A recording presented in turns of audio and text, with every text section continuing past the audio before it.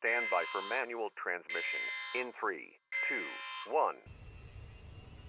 Da da da da da da da da. I called her day tripper.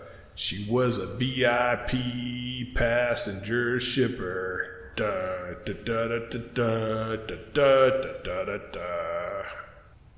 07 commanders, nuggets, and empty triangles looking for fulfillment. You know who you are.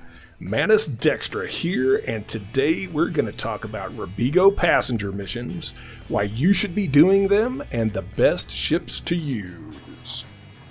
Let's start with why. Do you like money? Would you like to make between 30 and 100 million credits per hour without mining? This is the way. Would you like to earn rep with the Empire for those sexy Gudamaya ships? Or get in good with Sirius Corporation so you can finally unlock Marco Quint and get access to Professor Palin for those sweet thruster upgrades? This is the way. Do you want to get paid while you farm rare engineering materials without the need to exploit places like Dave's Hope or the Jameson crash site? Yep, you guessed it, Commanders. This is the way.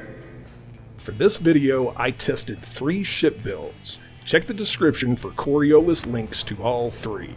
And while you're there, don't forget to like, comment, and subscribe for more Elite Dangerous content. It really helps me and the channel a bunch. The missions we want are offered at Robigo Mines, an outpost in the Robigo system. These are VIP sightseeing passenger missions going to the Sirius Atmospherics tourist beacon in the Sothis system. These missions can be done with any small or medium ship capable of equipping passenger cabins. Ideally, you'll want a ship with a jump range of at least 30 light years, as this will allow you to make the trip from Robigo to Sothis in 2 jumps and let you make between 4 and 5 trips per hour. The first build I tested is a completely unengineered Diamondback Explorer fitted with 4 passenger cabins. 1 size 4 business class cabin, along with 1 size 4 and 2 class 3 economy class cabins. As built, this ship will cost you less than 10 million credits, and since it requires no engineering, it's an easy build for new commanders. When I restarted my career, this is the ship build I used to earn my Sirius Star System permit needed to unlock Marco Quint on my way to Professor Palin, as previously mentioned. These missions are also great for collecting modular terminals. You'll need 25 of these to unlock Quint as well. Just remember, modular terminals do take up cargo space, so you'll need to fit a cargo rack if you're farming these. In my testing, I was able to easily make about 30 million credits per hour with this basic ship build. That's not bad money at all if you're just starting out. The next ship I tested was a highly engineered DBX with 3 passenger cabins and a Class 3 Guardian FSD booster. This is my current in-the-bubble build for my DBX, and it's great for passenger missions and smuggling in general. This ship build can make the trip from Robigo to Sothis in a single jump, at the expense of 1 less passenger cabin. However, in my testing, this ship still only made about 30 million credits per hour. So it's no better than the unengineered DBX with the extra passenger cabin in this application. So if you're just starting out, go with the unengineered DBX. So once you've made a bit of money, you'll want to buy a Python. With minimal engineering, mine has a grade 5 increased range frameshift drive with a Mass Manager experimental effect and grade 2 lightweight sensors, both mods available from Felicity Farseer. This ship has an adequate jump range of just over 30 light years, and it can mount 7 passenger cabins. I'm using a mix of business and economy class cabins with a single first class cabin for good measure. As built, this ship will cost about 64 million credits.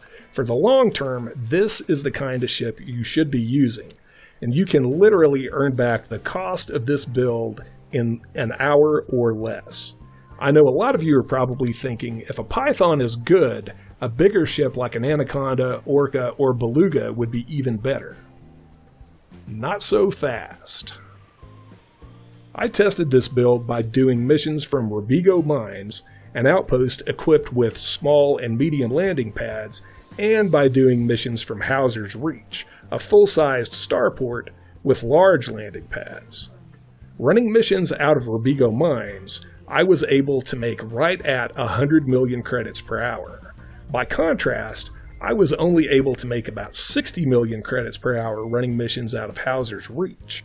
This was mainly due to the fact that Hauser's Reach is farther from the jump point. It's about 1,000 light seconds away, while Robigo Mines is about half that distance. Also, in my experience, there are just fewer missions available at Hauser's Reach, and I often had trouble finding missions for my smaller passenger cabins.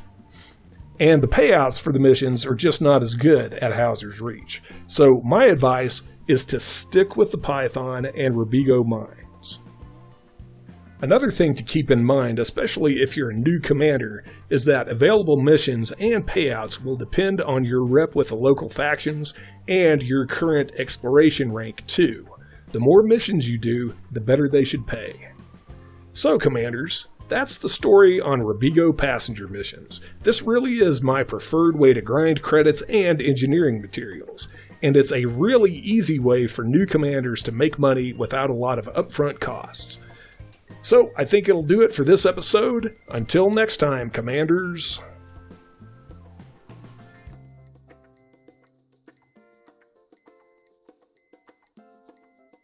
You will now be released from manual control. Mr. Dextra thanks you for your cooperation.